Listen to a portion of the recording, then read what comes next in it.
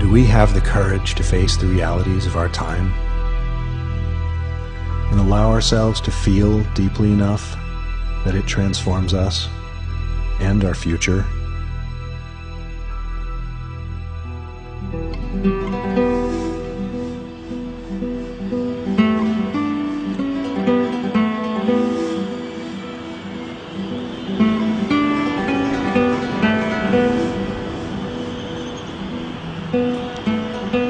Come with me on a journey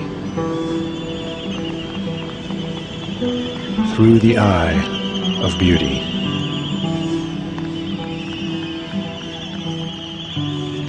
Across an ocean of grief.